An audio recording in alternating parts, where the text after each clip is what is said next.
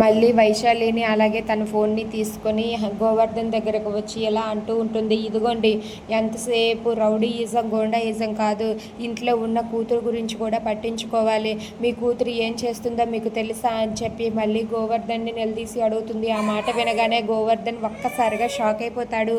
ఇక గోవర్ధన్ అయితే ఏం మాట్లాడుతున్నావు నువ్వు, నా కూతురు గురించి తప్పుగా మాట్లాడావంటే మర్యాదగా ఉండదు అంటూ గోవర్ధన్ అంటాడు. ఆ మాట వినగానే మళ్ళీ అయితే మీకు ఇవే తెలుసు, రౌడీయిజం గోండాయిజం, ఇంకొకరి ఆస్తిని ఎలా కాజేయాలి, ఇవన్నీ ఎవరిని చంపాలి, ఎవరిని ఎప్పుడు ఎలా చంపాలి, ఇవన్నీ తెలుసు మీకు, కానీ ఇంట్లో ఉన్న కూతుర్ని ఎలా పెంచాలో మాత్రం తెలియదు.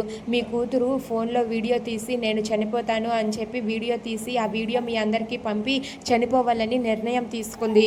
నేను కరెక్ట్గా వీడియో తీసిన టైంకి అక్కడికి వెళ్ళాను కాబట్టి సరిపోయింది, లేదంటే ఈ పాటికి మీ కూతురు ప్రాణాలు ఏమై ఉండేవో ఒక్కసారి ఆలోచించండి.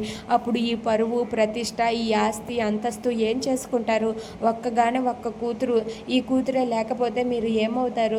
ఇదంతా దేనికోసం? మీ కూతురు కోసమే కదా. మీ కూతురు గురించి ఒక్కసారైనా ఆలోచించారా మీరు?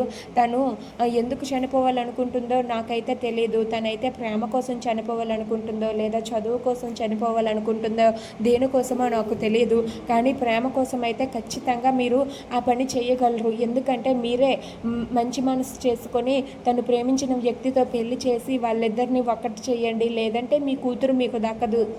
మీ కూతురు ఇప్పుడే చనిపోవాలని నిర్ణయం తీసుకుంది, మీరు కానీ తను ప్రేమించిన వ్యక్తి కాదు అని అన్నారనుకోండి, ఖచ్చితంగా చనిపోయే చూపిస్తుంది.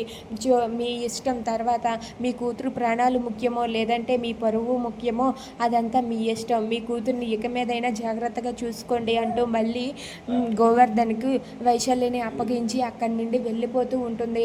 అది చూసి బుజ్జి అయితే ఒక్కసారిగా షాక్ అయిపోతాడు. అమ్మో, వైశాలి ఇంత పని చేసిందా, నా పీకల మీదకు వద్దు, నువ్వు వైశాలి ఎందుకు ఇలాంటి పని చేసింది అని చెప్పి బుజ్జి అయితే ఆలోచిస్తూ ఉంటాడు. ఇక మళ్ళీ అయితే గోవర్ధన్కి తన కూతురు గురించి చెప్పి అక్కడి నుండి అయితే వెళ్ళిపోతుంది. దాంతో గోవర్ధన్ అలాగే వాళ్ళ ఆవిడ అయితే ఒక్కసారిగా షాక్ అయి కంగారు పడుతూ ఉంటారు. ఎందుకు ఇలాంటి పని చేసింది వైశాలి అని చెప్పి వాళ్ళైతే చాలా బాధపడుతూ కంగారు పడతారు.